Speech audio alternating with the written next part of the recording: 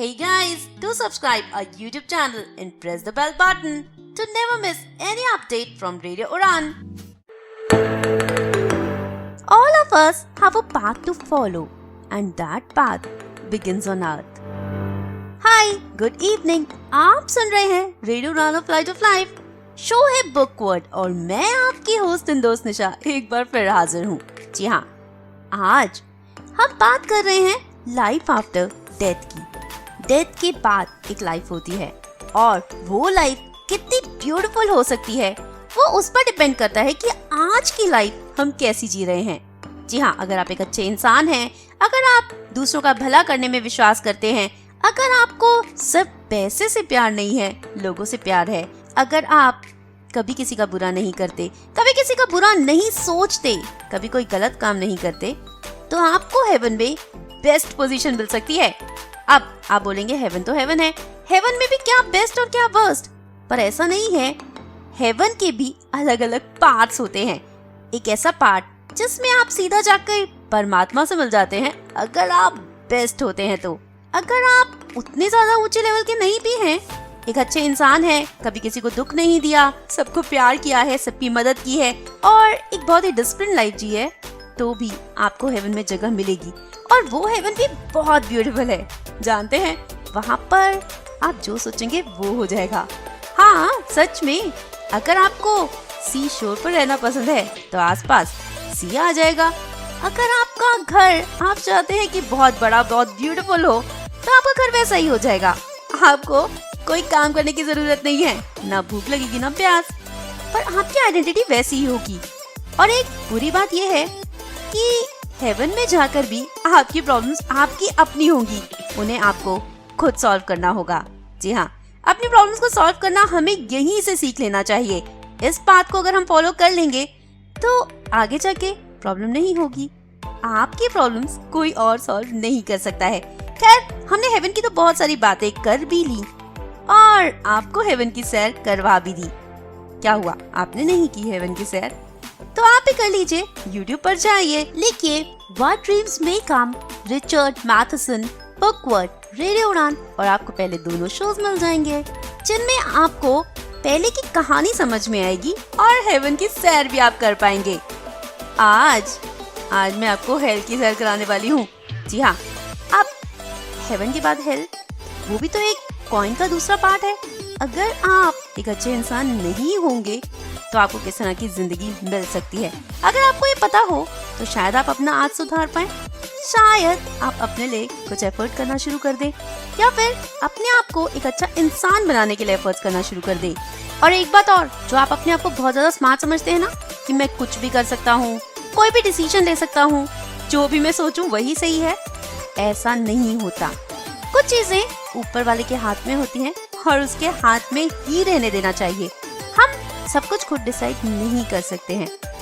अगर आप एक अच्छे इंसान हैं भी तो भी आपको हेल्प मिल सकता है, जानते हैं. और उसका कारण क्या होता है? जब हमें कोई सोशल स्ट्रेस हो जाता है, कोई फैमिली स्ट्रेस हो जाता है, कोई मेंटल ट्रॉमा हो जाता है, तो हमें लगता है कि हम अपनी जिंदगी को खत्म कर लें. अगर अपनी जिंदगी को खत्म कर लेंगे तो सारा स्ट्रेस खत्म हो जाएगा, सारा पेन खत्म हो जाएगा, सारी प्रॉब्लम्स खत्म हो जाएंगी. पर इस नॉवल के जरिए हम आपको यही बताना चाहते हैं कि ऐसा नहीं होता.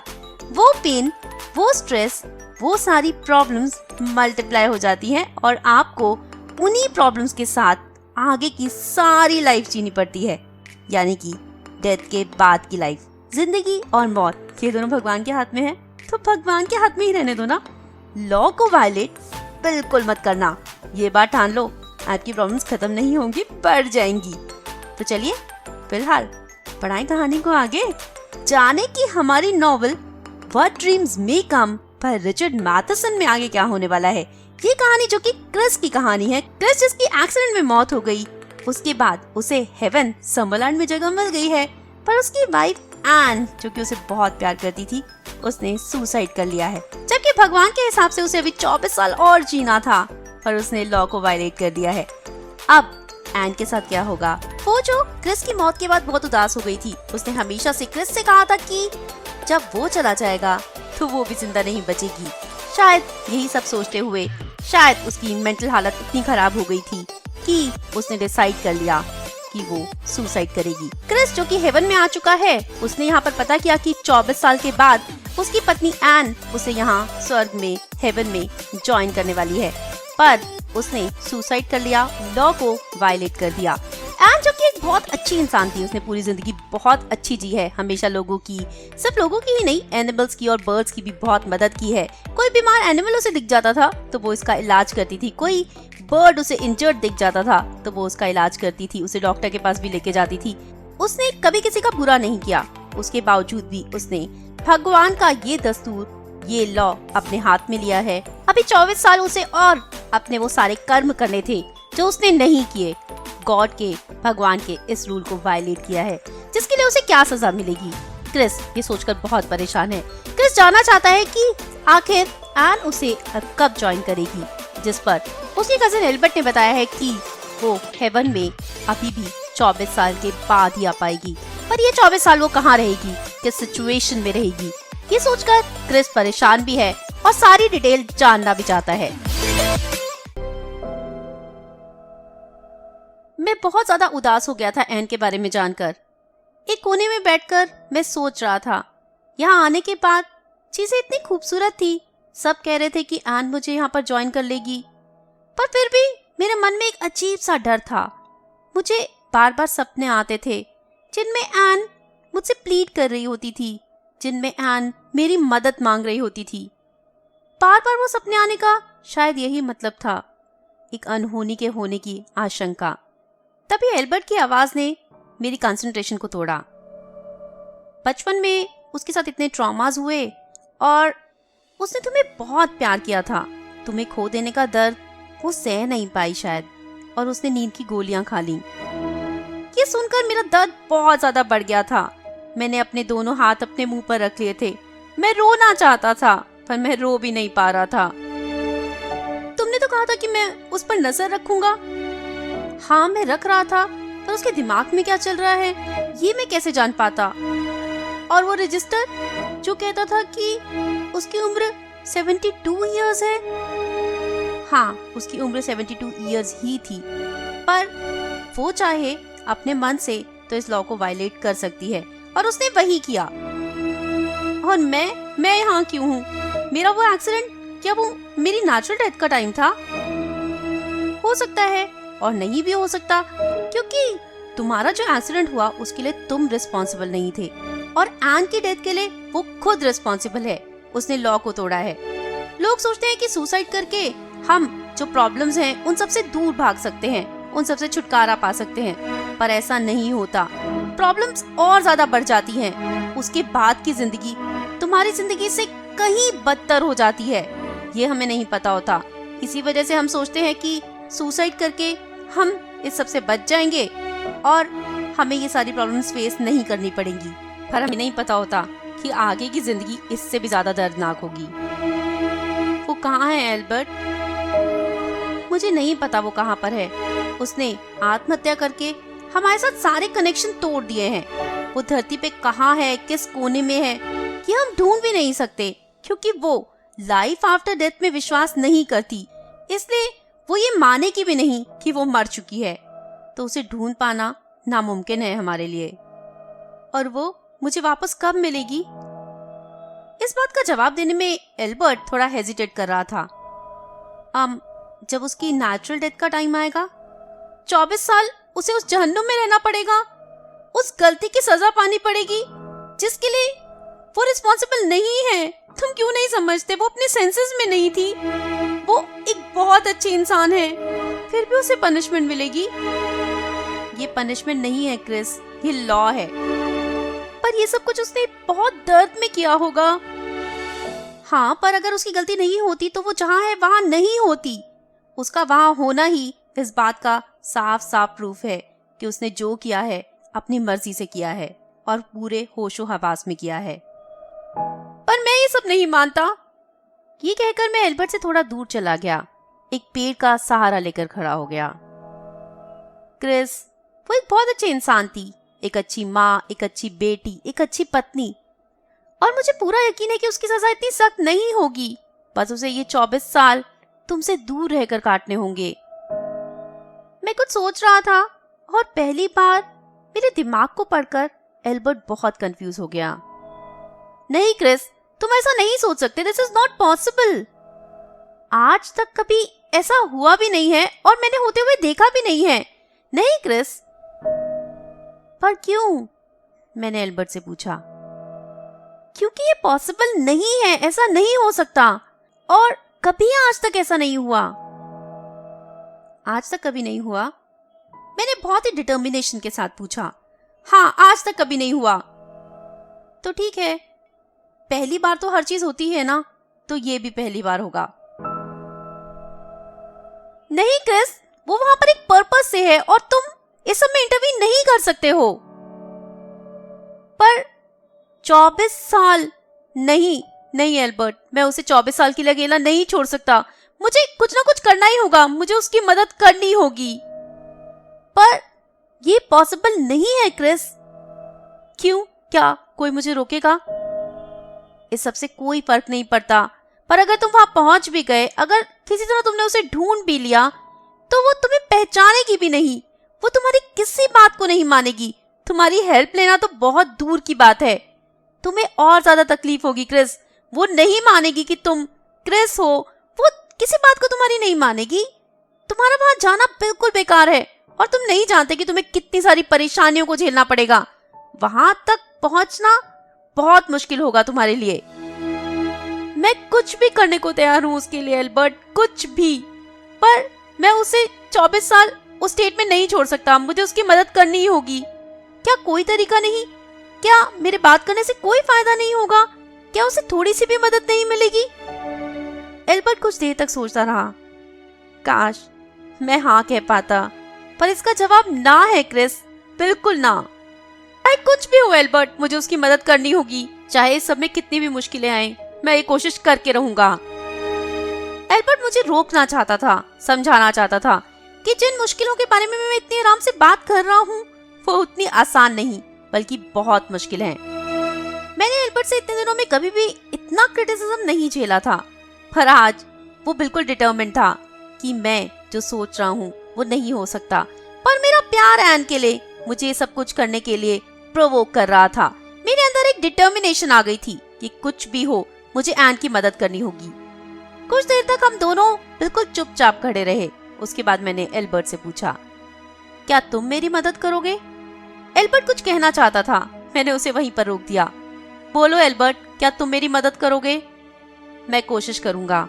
एल्बर्ट ने अपना हाथ हवा में किया और एक बार पूरी डिटर्मिनेशन से कहा, मैं पूरी कोशिश करूंगा।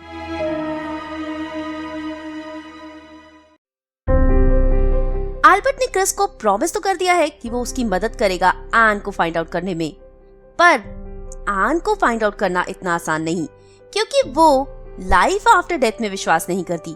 अगर हम लाइफ आफ्टर डेथ में विश्वास करते हैं तो हम किसी प्रॉब्लम में होंगे तो हम भगवान से मदद मांगेंगे। हम मदद मांगेंगे कि कोई आ जाए और हमें इन सारी प्रॉब्लम से छुटकारा दिला दे।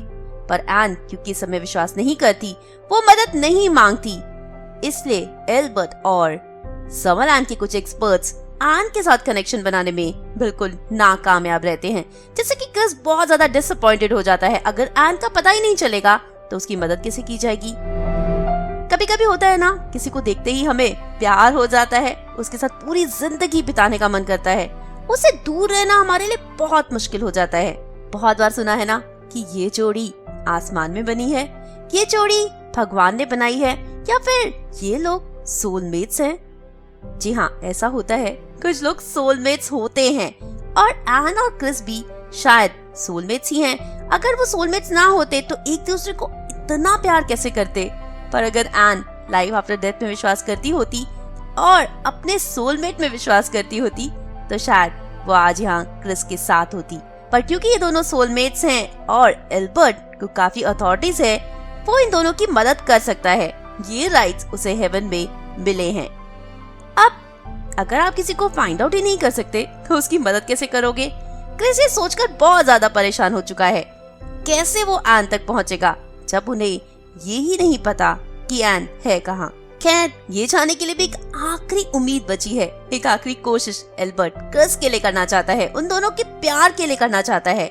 ये दोनों वापस एक बार अर्थ पर आए और इस बार फ्यूनरल एन का हो रहा था। बच्चे बहुत ज्यादा उदास हैं।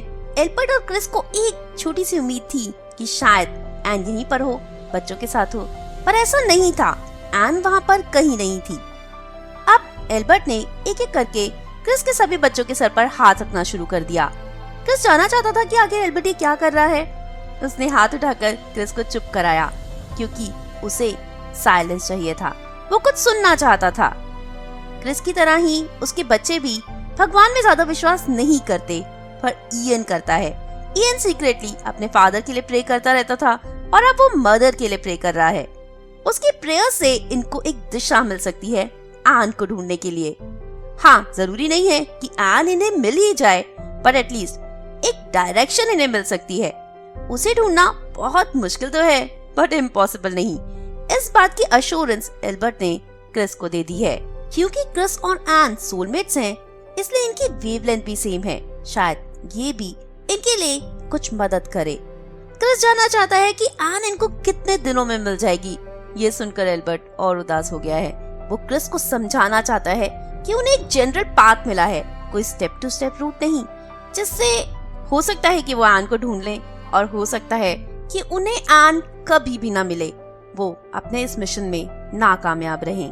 पर क्रिस जल्दी से जल्दी एन को ढूंढने की कोशिश की शुरुआत करना चाहता है। उससे पहले एल्बर्ट उसे बहुत सारी बातें समझाना चाहता है, बहुत सारी चीजें बताना चाहता है, उसे प्रिपेयर करना चाहता है। लोअर रेल्म्स में जाना, वहाँ की चीजों को फेस करना, वहाँ के एटमॉस्फेयर को फेस करना, वहाँ के लोगों की सिचुएशंस को फेस करना क्रिस के लिए इतना आसान नहीं होगा। एल्बर्ट उसे बार बार समझा रहा है, पर उसका प्यार एन के लिए इतना ज्यादा स्ट्रॉन्ग है कि उसके लिए अब कुछ और मैटर करता ही नहीं। पर लोअर रेल्म्स में जाना, हेल में जाना बहुत मुश्किल होगा। वहाँ की चीजों को फेस करना क्रिस के लिए बहुत मुश्किल होगा। आप जब हेवन से हेल की तरफ जाते हैं, हेल में आपकी सारी जो पावर्स हैं जो आपको हेवन में मिली हैं, वो सारी खत्म हो जाती हैं। अब आप माइंड के थ्रू अपनी बात किसी तक नहीं पहुंचा पाएंगे।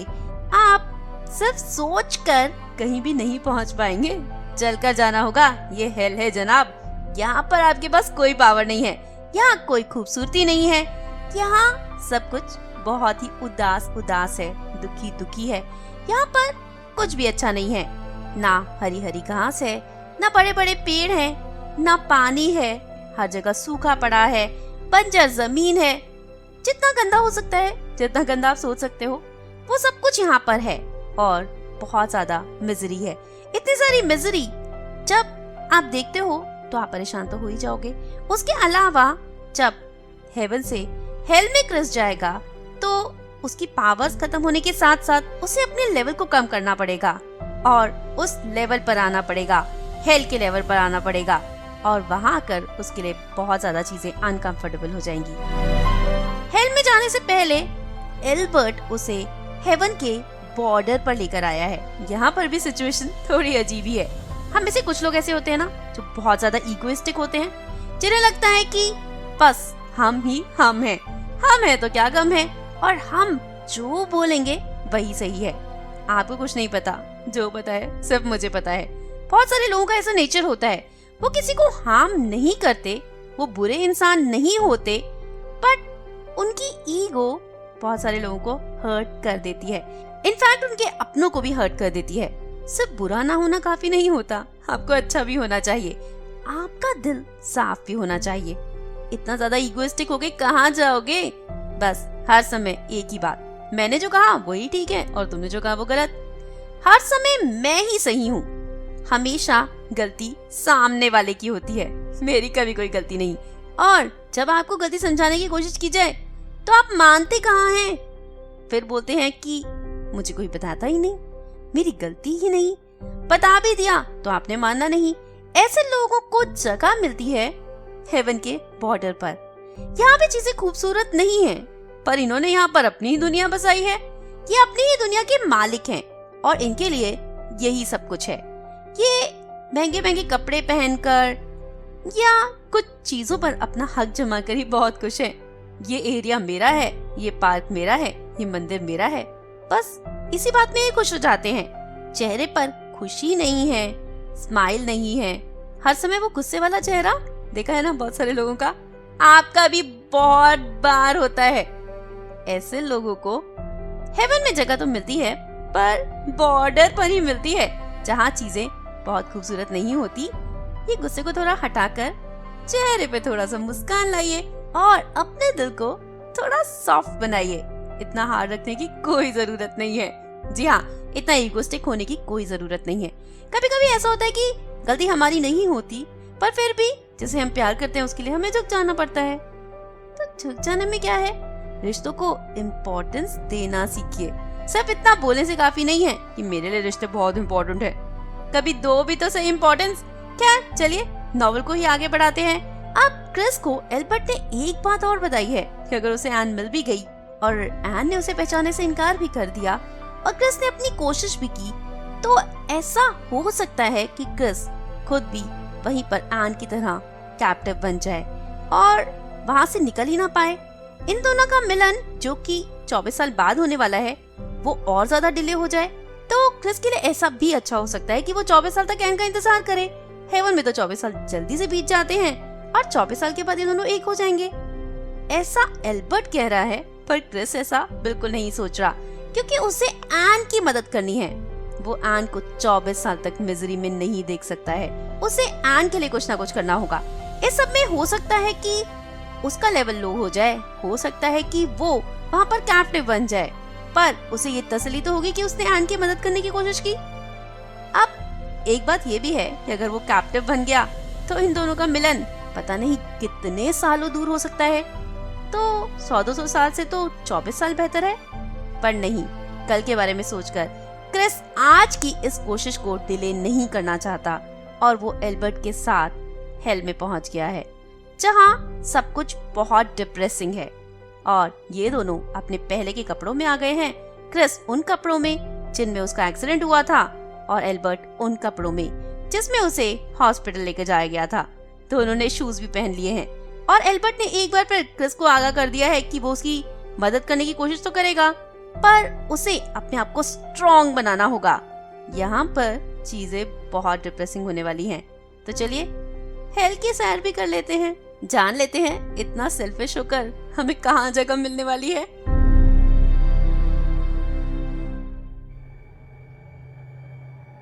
एंट्रेंस पे ही हमें एक आदमी दिखाई दिया।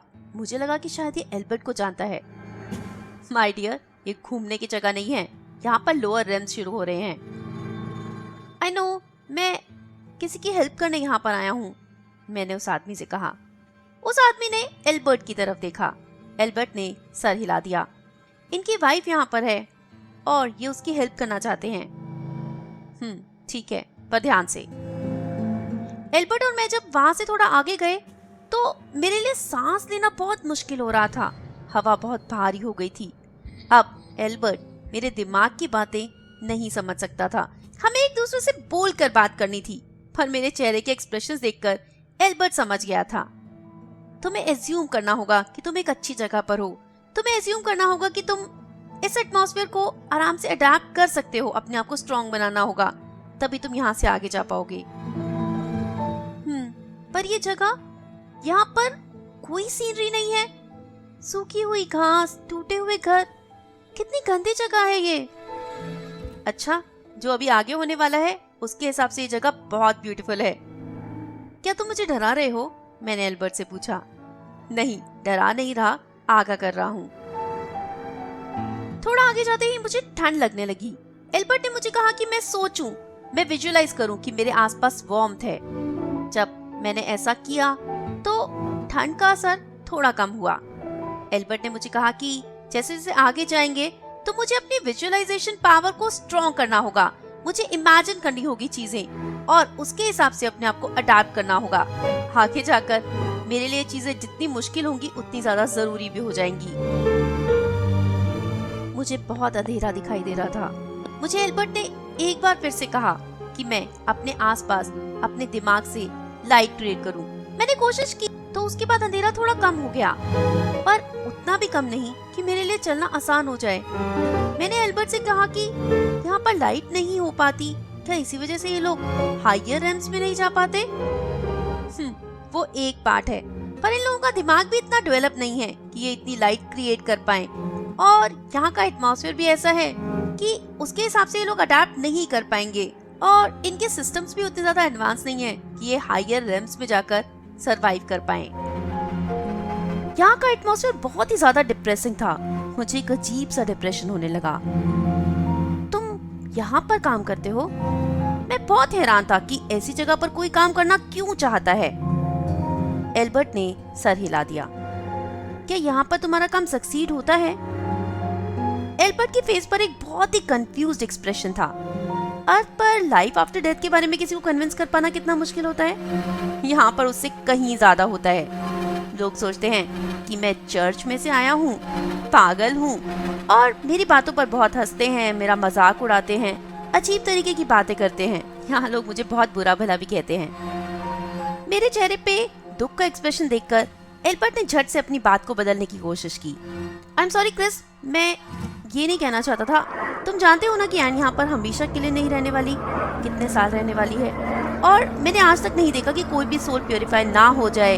हर सोल को इस जगह से छुटकारा तो मिलता ही है, टाइम चाहे कितना भी लगे, चाहे कितने भी ईविल हो आप, पर एक ना एक दिन तो आपको इस जगह से छुटकारा मिलेगा ही मिलेगा। और तुम्हारी एन, वो तो एक बहुत अच्छी इंसान थी ना। उसके बाद इस बारे में कुछ कहा, और ना मैं जानना चाहता था। मैं ये सोचना भी नहीं चाहता था कि मेरी एन इस सिचुएशन में रहे और मैं ऐसी जगह पर हमेशा के लिए प्रिजनर बन जाऊं।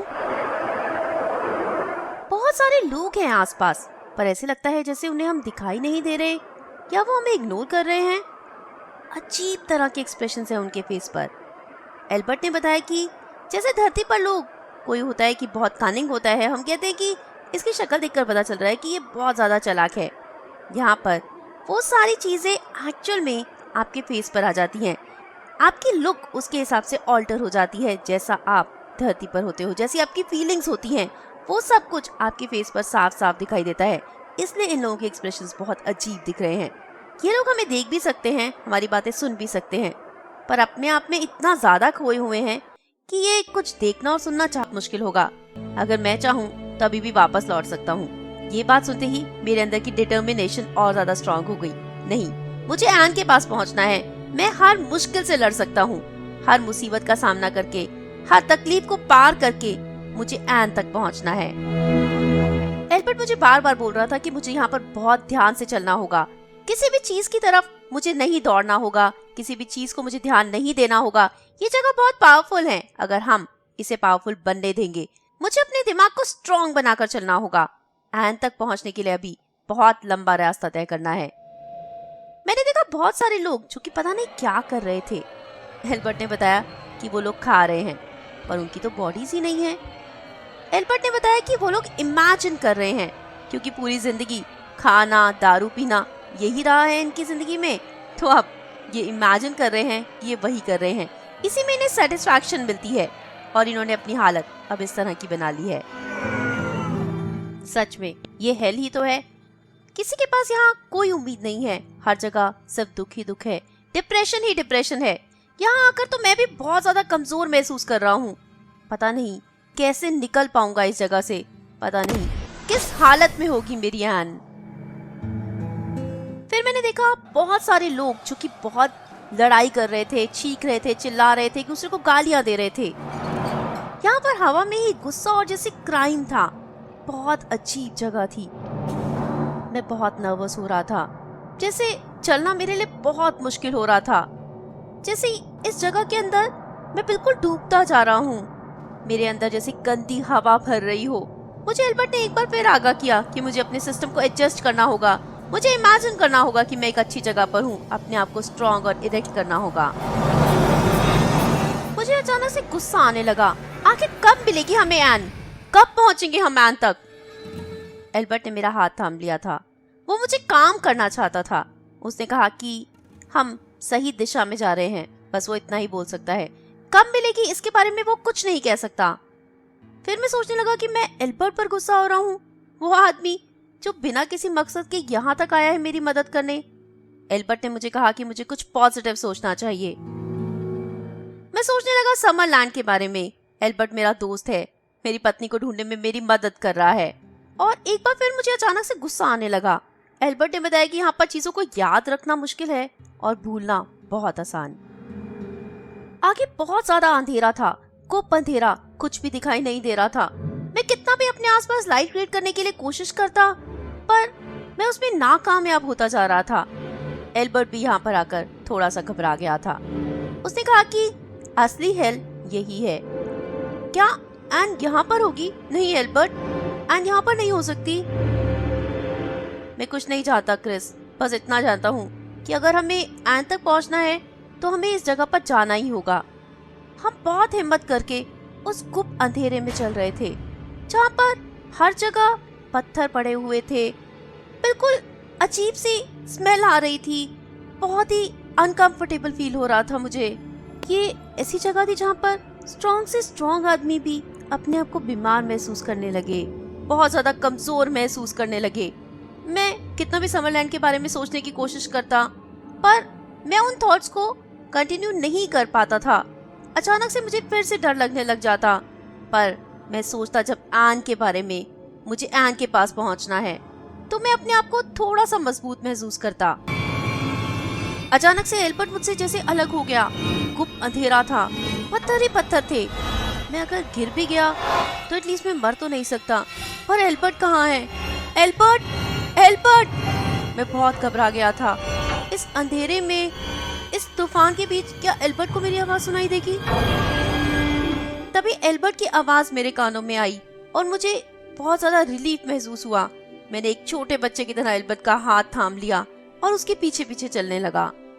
बहुत सारे अजीब अजीब लोगों से गुजरकर, बहुत सारी अंधेरे रास्तों से गुजरकर हम एक प्लेन जगह पर पहुंच गए थे, जहां दूर दूर तक कुछ नहीं था।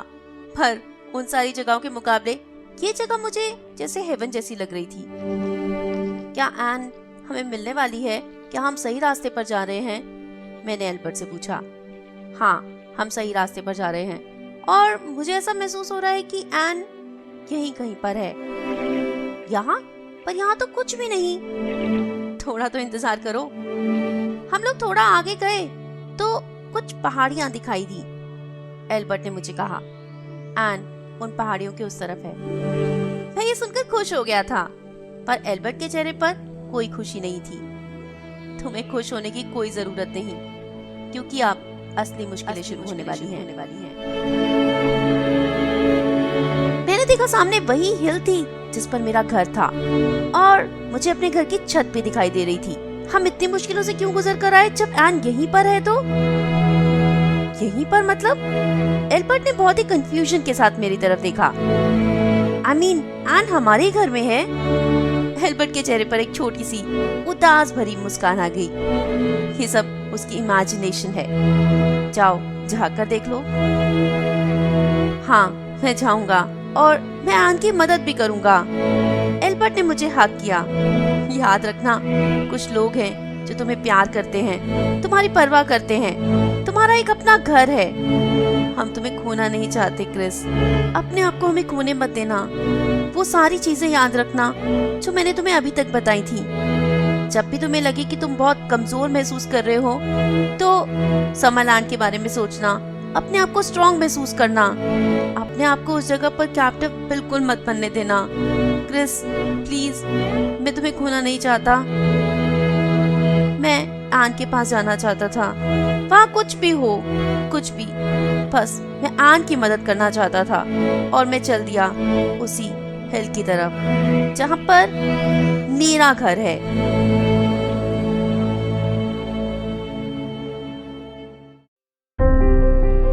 जी हाँ, ये सब कुछ जो एन ने अपनी इमेजिनेशन से क्रिएट किया था, वो घर जो कि बहुत ही आइसोलेटेड जगह पर था बिल्कुल वैसा ही जिस घर में क्रिस और एन रहते थे। एन अभी भी ये मानती नहीं है कि वो मर चुकी है। ये घर जो कि पहले जैसा है, पर वो नहीं। जहाँ एन जो कि सिर्फ और सिर्फ सफाई पसंद करती थी, यहाँ हर जगह सिर्फ और सिर्फ गंदगी थी। दीवारों में से पेंट उखड़ रहा था, चीजें टूटी हुई थी, न पानी था न बिजली थी, सब चीजें खराब हो गई थी। एन की कार टूटी हुई थी, उस पर डेंट लगे हुए थे। इतना ज्यादा मेस्ड अप किसी का घर कभी हो भी नहीं सकता। क्रिस उस घर में चला गया था और एन को ढूंढ रहा था। एन को देखने के लिए वो बहुत तड़प रहा था, पर जब उसने एन को अपने बैकयार्ड में देखा तो 1 मिनट के लिए तो वो चुप ही रह गया, स्टन हो गया। एन की इतनी ज्यादा बुरी हालत उसने आज तक कभी नहीं देखी थी। एन के कपड़े गंदे थे, बाल बिखरे हुए थे, चेहरे पर अजीब सी उदासी थी, जिसे देखकर भी आप घबरा जाएं। हाँ, उसके साथ जिंजर भी थी। जी हाँ, थोड़े ही दिनों के बाद जिंजर ने भी जान दे दी थी और वो यहाँ पर एन के साथ थी। जब क्रिस वहाँ बैकयार्ड में पहुंचा और एन के सामने खड़ा हुआ तो एक बार के लिए तो एन उसे देखकर चौंक गई थी, जैसे उसने क्रिस को पहचान लिया हो। पर उसी एक पल उसके चेहरे के एक्सप्रेशंस बदल भी गए थे। मैं कुछ पलों के लिए वहाँ पर चुपचाप खड़ा रहा, सोचता रहा एल्बर्ट की बातों को। वो नहीं मानेगी कि मैं ही क्रिस हूँ। उसे लगता है कि वो जिंदा है और मैं मर चुका हूँ। वो अपनी ही दुनिया में खोई हुई है। उसकी बॉडी तक तो मैं पहुँच गया हूँ, पर उसकी सोल तक पहुँचना मेरे लिए बहुत मुश्किल होगा। मुझे क्या रास्ता अपनाना होगा मैं नहीं जानता, पर एल्बर्ट ने ये सब कुछ मेरे ऊपर ही छोड़ दिया था। उसने कहा था, तुम उसे मुझसे बेहतर जानते हो, तो तुम खुद डिसाइड करो। उसने बहुत पुराना सा स्वेटर पहना हुआ है, बाल बिखरे हुए हैं, होंठ फटे हुए हैं, शक्ल बिल्कुल पेल, बिल्कुल उदास। ये किस तरह की पनिशमेंट है? मुझे गुस्सा आने लगा, पर एक बार फिर मुझे एल्बर्ट की बात याद आई। ये पनिशमेंट नहीं है, ये लॉ है। एन, कौन हो तुम? वहीं रुक जाओ। अगर तुम यहाँ पर आए तो जिंजर तुम्हें नहीं छोड़ेगी। मेरी आंखों में आंसू आ गए थे। मेरी एन मेरे बिल्कुल सामने थी, पर मैं उसे हग नहीं कर सकता था। वो मुझे पहचान भी नहीं रही थी। आखिर मैं उसे कैसे अप्रोच करूं? उसकी मुझे ना पहचानने का दर्द मैं बयां नहीं कर सकता। मैं नेबरहुड में अभी अभी आया हूँ। किसके घर पर? कॉमन्स? पर उन्होंने तो अपना घर नहीं बेचा। हाँ, अभी रिसेंटली बेचा है और मैं कल ही शिफ्ट हुआ हूँ। एन कुछ सोचने लगी, जैसे उसे चीजें याद ना हो। पता नहीं, मुझे कोई आइडिया नहीं। पर तुम्हें मेरा नाम कैसे पता? वो गवर्नमेंट हिल की डायरेक्टरी में से देखा था। अच्छा, और तुम यहाँ क्या कर रहे हो? जस्ट लाइक दैट, मैं हेलो कहने आया था, यहाँ से निकल रहा था। मैंने अंदर सभी कमरों में देखा आप नहीं थी, तो मैं बाहर चला आया जस्ट हेलो कहने। पर जब आपने मेरी तरफ देखा तो मुझे ऐसे लगा जैसे आप मुझे जानती हैं। ऐसा क्यों? वो आप थोड़े थोड़े मेरे हस्बैंड के जैसे लगते हैं। क्या मैं आपके हस्बैंड जैसा लगता हूँ? कहाँ है आपके हस्बैंड? वो, उनकी डेथ हो गई है। डेथ? कैसे? एक ऑटो एक्सीडेंट में। और मैं उनके जैसा लगता हूँ? नहीं, मतलब इतने ज्यादा भी नहीं, थोड़े बहुत। आपकी वाइफ को यहाँ पर अच्छा लगता है? वो, हम दोनों अलग हो गए हैं।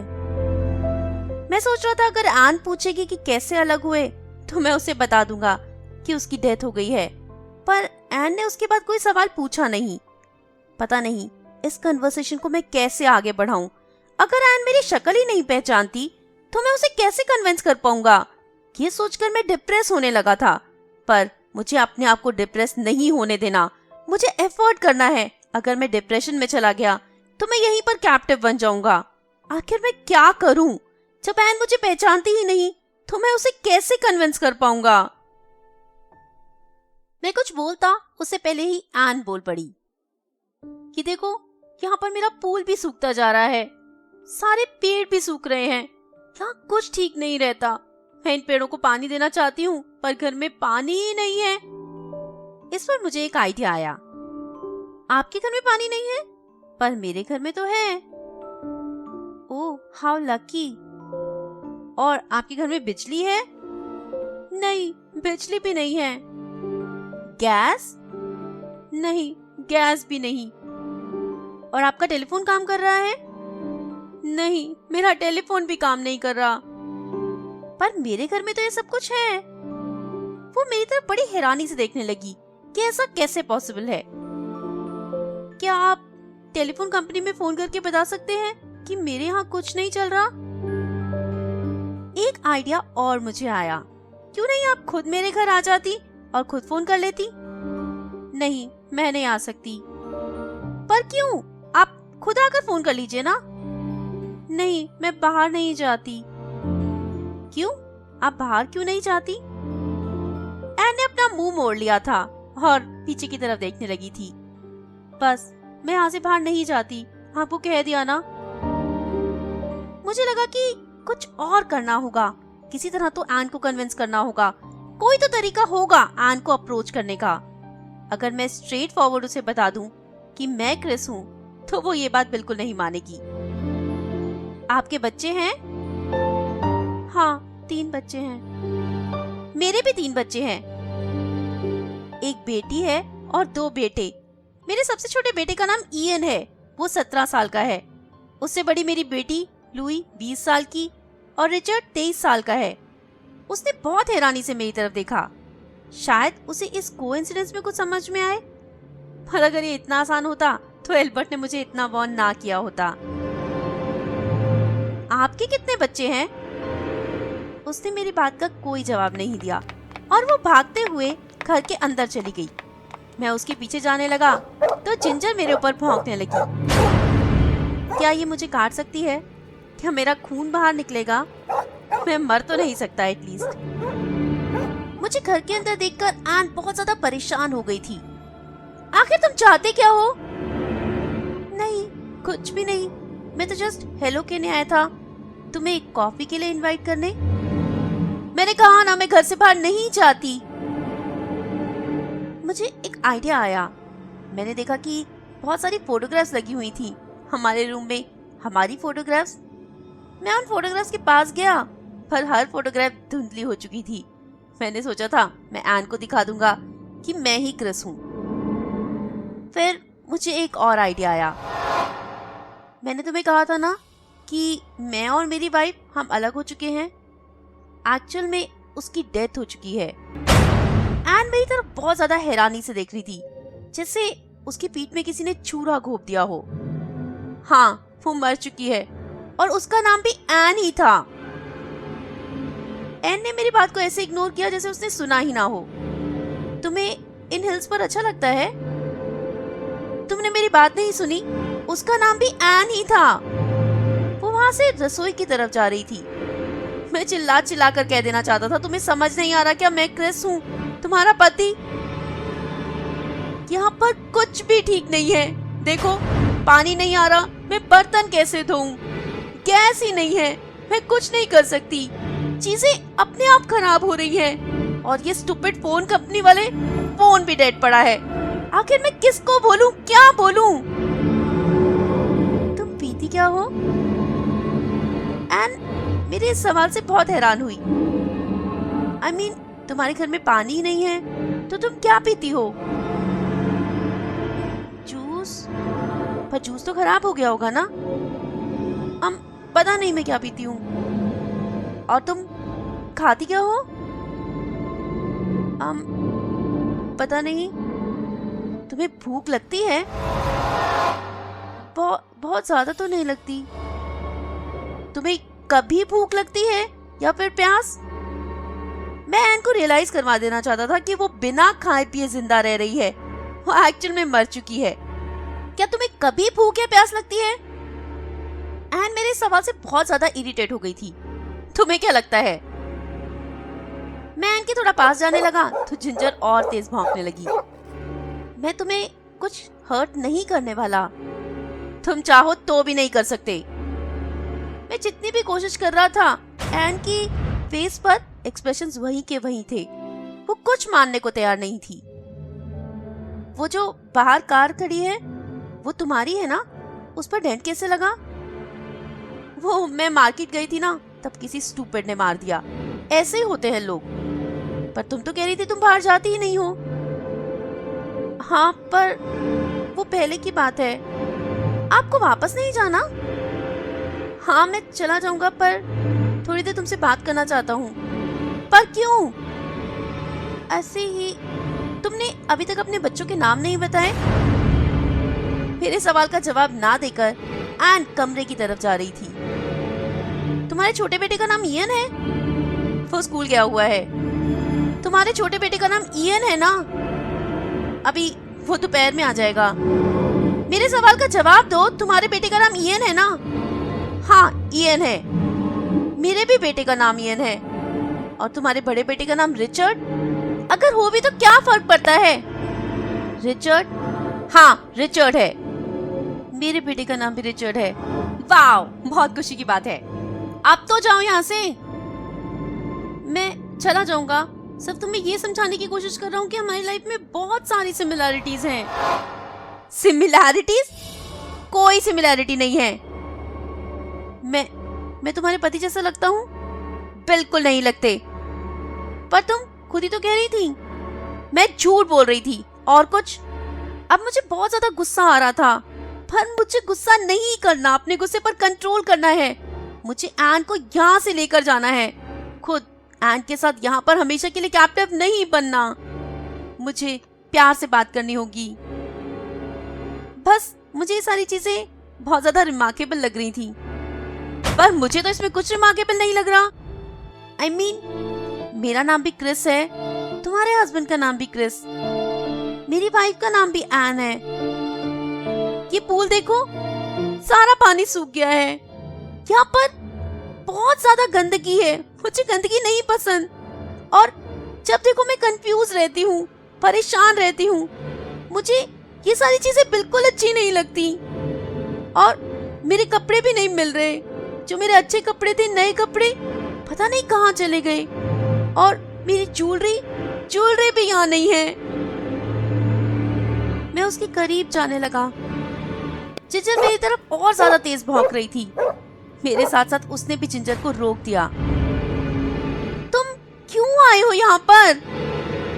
मैं उसके और पास चला गया। तुम जानती हो मैं यहाँ क्यों आया हूँ? तुम जानती हो मैं कौन हूँ? एन भाग के सोफे पर लेट गई। वो रो रही थी। तुम चले क्यों नहीं जाते? मैं वहीं पर खड़ा हुआ था। मुझे क्रिस चाहिए। क्रिस क्यों नहीं वापस आ जाता? मैं उसके बिना चीजें नहीं मैनेज कर पा रही। हो क्रिस, तुम कहाँ हो? कैसा दिखता था क्रिस? मैंने एन से पूछा। वो रो रही थी और किसी बात का जवाब नहीं देना चाहती थी।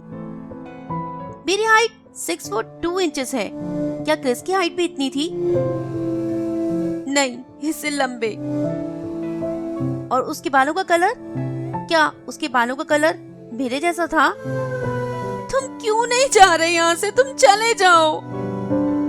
मैं सिर्फ तुम्हारी मदद करना चाहता हूँ। नहीं, कोई मेरी मदद नहीं कर सकता। कर सकता है। हर किसी की मदद हो सकती है, अगर वो करवाना चाहे तो। मुझे अब डिप्रेशन होने लगा था। मुझे लग रहा था कि मैं यहाँ से चला जाऊं, समरलैंड में चला जाऊं। यहाँ पर कुछ नहीं होने वाला। क्या उसकी आईज ग्रीन थी? रोते रोते एन ने सर हिला दिया। और क्या वो टेलीविजन के लिए काम करता था? हाँ, मैं भी टेलीविजन के लिए काम करता हूँ। क्या तुम देख नहीं सकती मैं कौन हूँ? उसने एक पल के लिए मेरी तरफ देखा, जैसे कि वो मुझे पहचान रही हो, पर उसी पल उसने अपना मुंह दूसरी तरफ कर लिया। तुम मेरे साथ ऐसा क्यों कर रहे हो? मैं तुम्हें कन्विंस करना चाहता हूँ, बता देना चाहता हूँ कि मैं कौन हूँ। इस बार उसने मुझसे कोई सवाल नहीं पूछा, मुंह दूसरी तरफ किया और अपने आप में ही कुछ बड़बड़ाने लगी। मैं यहाँ पर कोई नहीं है, मैं बिल्कुल अकेली हूँ। मेरे बच्चे भी पता नहीं कहाँ चले गए। क्रिस भी मुझे छोड़कर चला गया। मैं बहुत ज्यादा अकेला महसूस कर रही हूँ।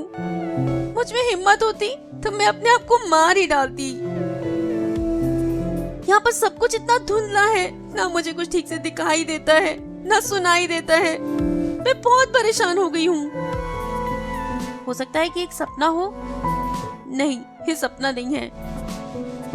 हमारा बेटा रिचर्ड, वो एक आदमी को लेकर आया था ना, जो लाइफ आफ्टर डेथ की बात कर रहा था। मैं आप सब कुछ साफ साफ एन को बता देना चाहता था। कुछ लाइफ आफ्टर डेथ नहीं होता, ये सब झूठ है। हाँ, होती है लाइफ आफ्टर डेथ। तुम्हें उस आदमी ने ये बताया था ना कि जिंदगी और मौत भगवान के हाथ में होती है। जो लोग सुसाइड करते हैं उन्हें पनिशमेंट मिलती है। मेरी वाइफ ने भी तो सुसाइड किया, नींद की गोलियां खा ली। और मेरे बेटे ने मुझे कहा है कि वो ऐसी ही एक जगह पर है, हमारे ही जैसा घर, पर बहुत ही ग्लूमी, बहुत ही डिप्रेसिंग। तुम क्या कह रहे हो? ये सब झूठ है। तुम्हें समझ नहीं आ रहा कनेक्शन? मैं तुम्हारे पति जैसा नहीं लगता, मैं तुम्हारा पति हूँ। मैं क्रिस हूँ एन। हम दोनों मर चुके हैं और ये मरने की बाद की जिंदगी है। मैं तुम्हारी मदद करने आया हूँ एन। नहीं, ये झूठ है, ये सब झूठ है। कोई लाइफ आफ्टर डेथ नहीं होता। डेथ के बाद सब खत्म हो जाता है। अच्छा, अगर कोई लाइफ आफ्टर डेथ नहीं होती तो मुझे अपनी डेथ के बाद की सारी चीजें कैसे पता? मैं एक एक बात तुम्हें बता सकता हूँ। वो हमारे घर में इतने सारे लोगों का आना, वो इयन का उसके कमरे में तुम्हारा हाथ पकड़कर बैठना और तुम्हें बोलना कि उसे मेरा होना महसूस हो रहा है, वो रिचर्ड का उस आदमी को लेकर आना, तुम्हें बताना कि मैंने क्या कपड़े पहने हैं, मैं क्या बोल रहा हूँ, वो सब कुछ सच है एन, वो सब कुछ सच है। नहीं, तुम झूठ बोल रहे हो, ऐसा कुछ नहीं है। तुम मुझे ये सारी चीजें कैसे पता? तुम होगे वहां पर कहीं आसपास? नहीं एन, मैं क्रिस हूँ, क्रिस, तुम्हारा क्रिस। बहुत हो गया, अब तुम यहाँ से चले जाओ, देर ना हो जाए इससे पहले। देर किसके लिए? तुम्हारे लिए या मेरे लिए? तुम्हारे लिए। एन, मैं क्रिस हूँ, तुम्हारा पति। तुम्हें समझ क्यों नहीं आता? अच्छा, तुम मेरे पति हो। मेरा पति क्रिस। क्रिस ऐसा कभी नहीं था। वो मुझे कभी गुस्सा नहीं करता था, वो मुझे बहुत प्यार करता था। हाँ एन, मैं भी तुम्हें बहुत प्यार करता हूँ। I just love you like anything. तभी तो मैं यहाँ पर आया हूँ तुम्हारी मदद करने। ओह, तुम क्रिस, मेरे पति। तुम्हें पता नहीं है मेरे पति की डेथ हो चुकी है एक्सीडेंट में। ये कहकर वो अपने बेडरूम में जा रही थी। मैंने जितनी भी कोशिश की थी सब फेल हो गई थी। मैं जहां आकर खड़ा हुआ था वहीं पर खड़ा था। मैं अभी तक एन को 1% भी कन्विंस नहीं कर पाया था, ना लाइफ आफ्टर डेथ के बारे में और ना मेरे होने के बारे में। मैं एन के पीछे पीछे उसके कमरे में गया तो वो बिस्तर पर लेटी हुई थी। उसका चेहरा देखकर मेरे मन में पता नहीं कितना प्यार उसके लिए उमड़ रहा था। मैं चाहता था कि मैं यहीं उसके साथ हमेशा के लिए रुक जाऊं।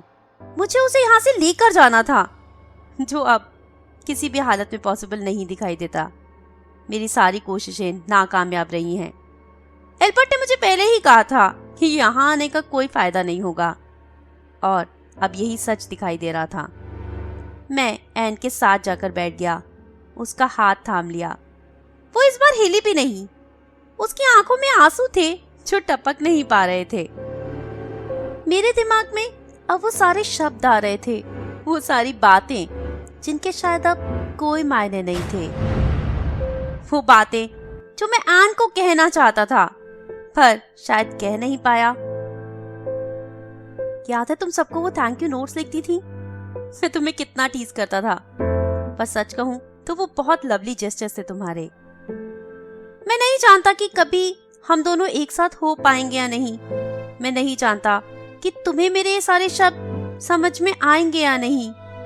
मैं चाहता हूँ कि कहीं ना कहीं, कभी ना कभी हम दोनों एक हो जाएं, हमेशा एक साथ रहें। पर आज मैं हर चीज के लिए तुम्हें थैंक यू कहना चाहता हूँ, क्योंकि मैं नहीं जानता कि ये पॉसिबल है भी या नहीं। And I really thank you. तुमने जो भी मेरे लिए किया अभी तक, आज तक। हो सकता है कि आज तुम्हें मेरे शब्द समझ ना आए, पर मैं जानता हूँ एक ना एक दिन ये तुम तक जरूर पहुँचेंगे। मैंने एन का हाथ अपने हाथों में दबा लिया था। उसकी तरफ से कोई मूवमेंट नहीं थी। पता नहीं वो मेरी बात सुन भी रही थी या नहीं। Ann, I really thank you. तुमने मेरे लिए इतना अच्छा खाना बनाया, हमेशा मेरा ध्यान रखा। जब भी मैं किसी परेशानी में होता था तुम मुझे कितना सपोर्ट करती थी। I really thank you Ann for all that. तुमने मेरे बच्चों को कितने प्यार से पाला, हर चीज में उनका ध्यान रखा, उनकी कितनी केयर की, हमेशा हर परेशानी में मेरे साथ खड़ी रही। I thank you Ann for doing all that for मी।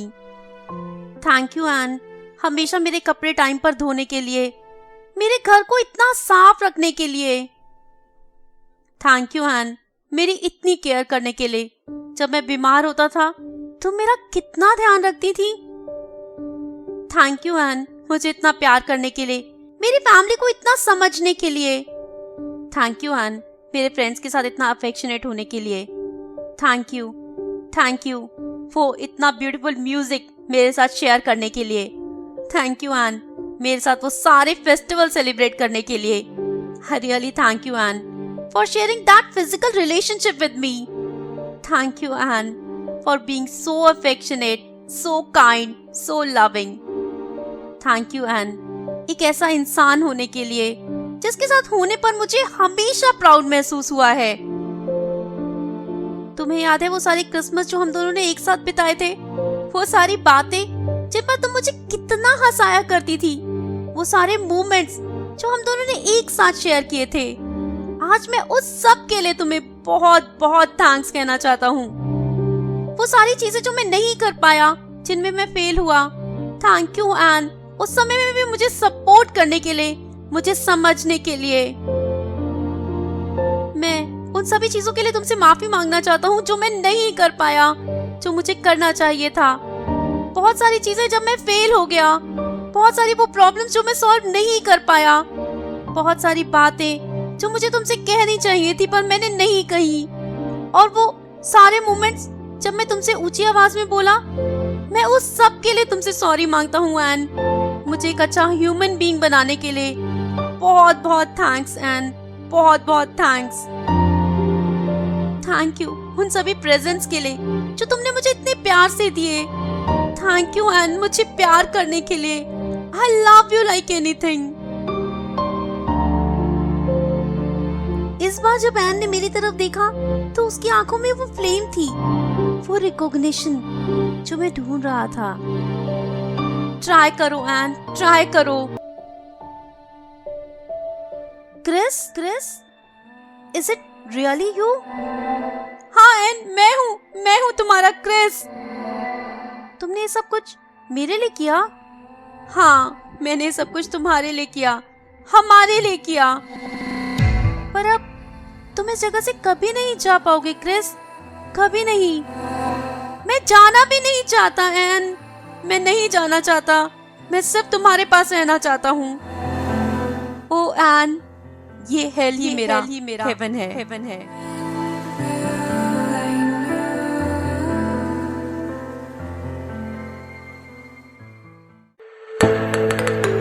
जी हाँ, फाइनली इन दोनों का प्यार रंग लाया।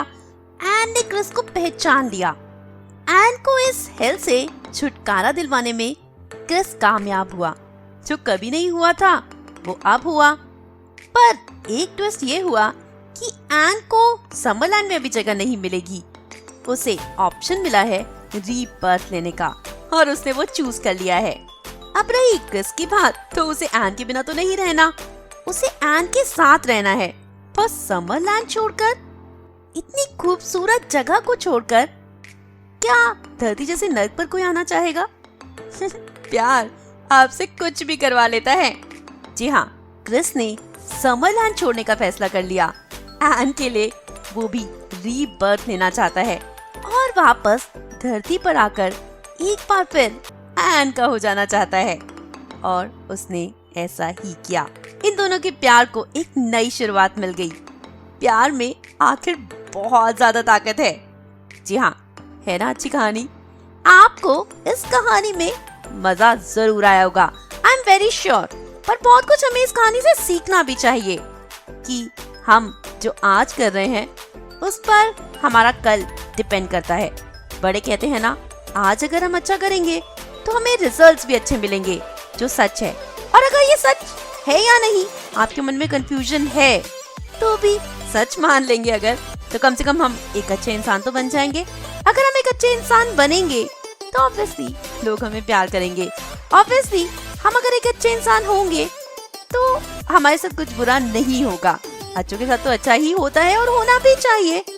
भगवान के घर में देर है अंधेर नहीं, इस बात को तो आप मानते हैं। भगवान में तो आप विश्वास रखते हैं। रीबर्थ में विश्वास रखें या ना रखें, लाइफ आफ्टर डेथ में विश्वास रखें या ना रखें, पर इस कहानी को एंजॉय तो आपने जरूर किया होगा। जी हाँ, एक अच्छा इंसान बनने के लिए चलिए मिलकर एफर्ट करेंगे।